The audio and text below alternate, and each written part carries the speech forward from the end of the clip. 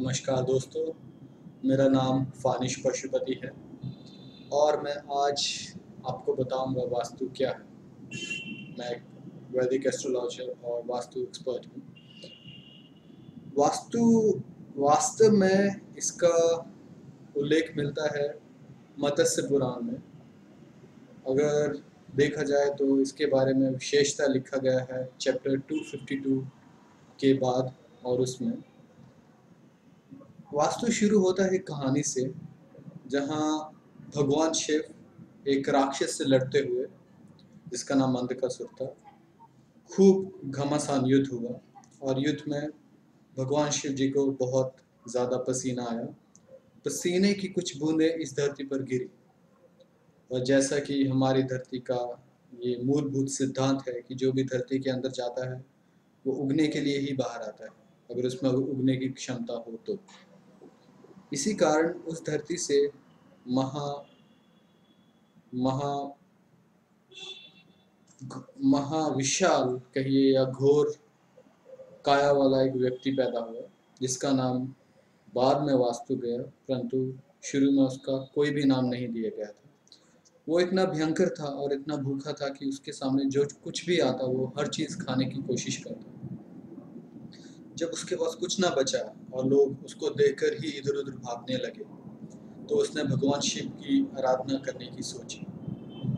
भगवान शिव की आराधना करने से उसे यह वरदान मिला कि जो भी उसके सामने आएगा वह उसे खा सकता है। यह वरदान मूलतः दूसरे लोगों के लिए शाप था, क्योंकि जैसे ही वो आया उसने हर एक चीज को खाना शुरू कर दिया, जिसमें स्वर्ग लोक, भूलोक और पाताल लोक भी थे।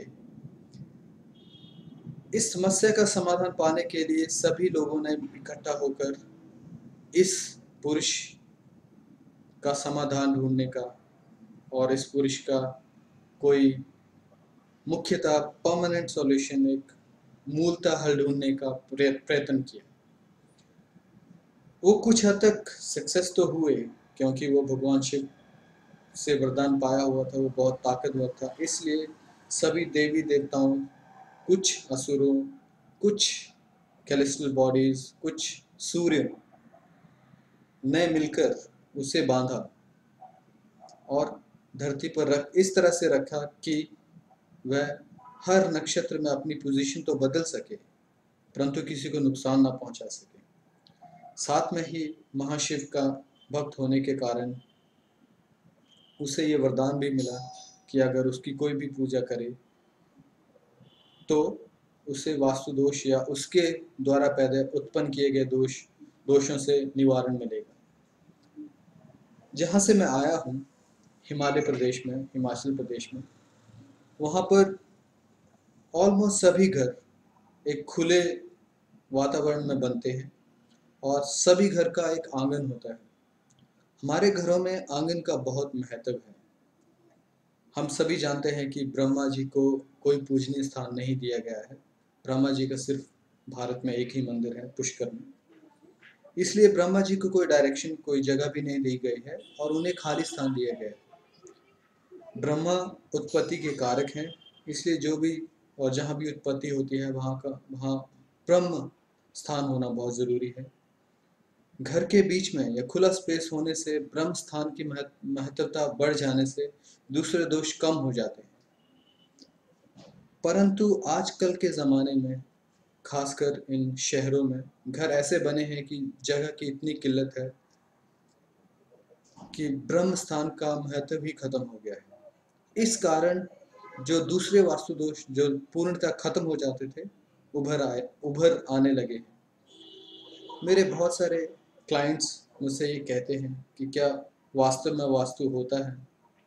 मैं उनसे एक साधारण सा प्रश्न पूछता हूँ, आप मंदिर में जाते हो, किस आस से लेकर जाते हो? वहाँ शांति मिलेगी। क्या शांति मिलती है? हाँ, ज़रूर मिलती है। अब एक मंदिर की कल्पना कीजिए। जब आप एक मंदिर में जाते हो, मंदिर का एक छोटा सा द्वार होता है और वहाँ पे रखी एक मूर्ति होती है, पर बाकी स्थान का क्या? बाकी सब स्थान एक खुला स्थान होता है। कभी आपने इसकी तरफ ध्यान दिया? मुझे यकीन है कि अब आप ज़रूर देंगे। शायद अब आपको वास्तु का कुछ महत्व पता चल रहा होगा। वैसे तो अगर वास्तु दोष किसी घर में आ जाए तो उसे ठीक नहीं किया जा सकता, चाहे कोई भी वास्तु हो, परंतु उसे काउंटर अटैक किया जा सकता है। मतलब किसी और जगह का भाव बढ़ाकर उसके भाव को कम किया जा सकता है। ये एक इसी तरह से ही है कि जैसे आप काले रंग में एक सफ़ेद रंग मिलाते जाएं तो काले का रंग कुछ कम हो जाएगा, ख़त्म कभी नहीं होगा। उसके गुण सफ़ेद में आना शुरू हो जाएंगे जो कि हमारे लिए अच्छे होंगे, परंतु काला कभी ख़त्म नहीं होगा। इसी तरह से अगर एक सच्चा वास्तुज्ञ, एक वास्तु जानने वाला व्यक्ति अगर ये सब समझता है तो आपको ज़रूर मदद लेनी चाहिए और वो आपको ज़रूर मदद कर सकता है।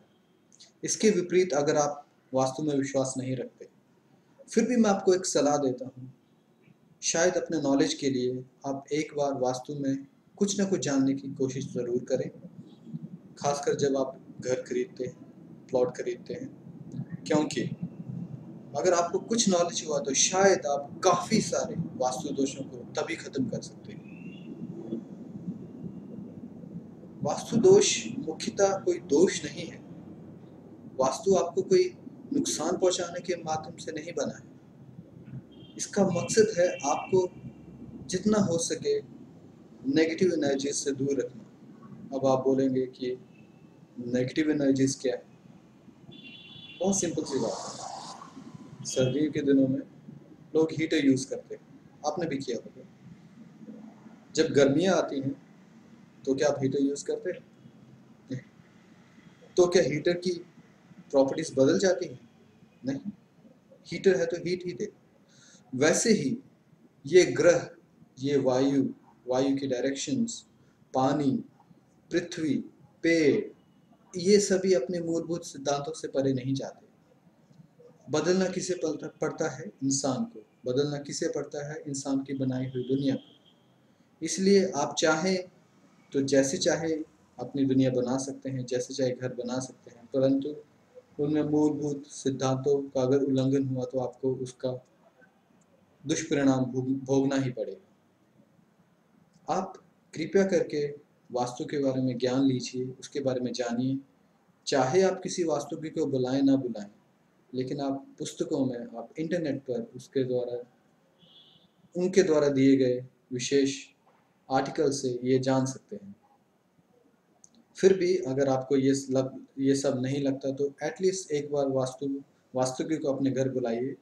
जो भी वो बताता है, किस तरह से क्यों नहीं, उस पर क्वेश्चंस कीजिए और अंडरस्टैंड करने की कोशिश कीजिए कि वो ऐसा क्यों कर रहा है। इससे ज़रूर आपको फ़ायदा होगा, ज़रूर आपको मदद मिलेगी। हमारे वेदों में सब प्रॉब्लम्स के सॉल्यूशंस दिए गए हैं। आपको सिर्फ उसे पढ़ने आना चाहिए और एक गुरु चाहिए जो आपको पूर्णतः बता सके। मैं ये नहीं कहता कि वेदों में लिखी हुई हर चीज़ आज के ज़माने में लागू है, परंतु अगर आप उसको लागू करना चाहें तो वो लागू हो सकती है। धन्यवाद। अगर आपके पास कोई और प्रश्न है तो आप मुझे फ़ोन करके या आप मेरे वेबसाइट पे जाकर वो प्रश्न पूछ सकते हैं। अगर हुआ तो मैं उसका जवाब देने की कोशिश करूँगा। धन्यवाद।